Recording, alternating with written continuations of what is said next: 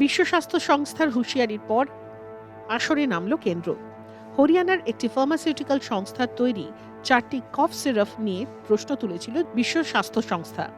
এরপরেই এই cough syrup তৈরিতে কি কি উপাদান ব্যবহার করা হয়েছে তার তদন্তের নির্দেশ দিল কেন্দ্রীয় সরকার।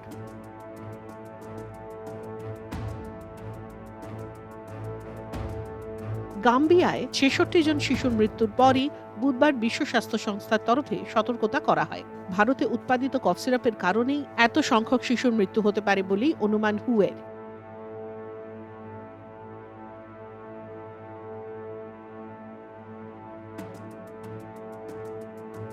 এই বিষয়ে সতর্ক করার পরই 4টি কফ সিরাপের উপাদান নিয়ে তদন্তের নির্দেশ দেওয়া হয়েছে।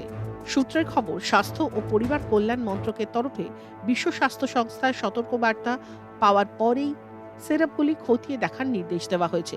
তদন্ত শুরু করেছে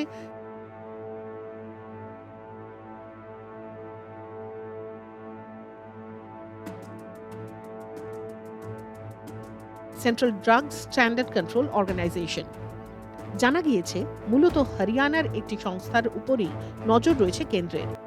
সূত্রের খবর, এই সংস্থা থেকে একমাত্র গাম্বিয়াতেই ওষুধ রপ্তানি করা হতো। তবে সংস্থার তরফে এ বিষয়ে কোনো কিছু জানানো হয়নি। ব্যুরো রিপোর্ট, আজ তাক বাংলা।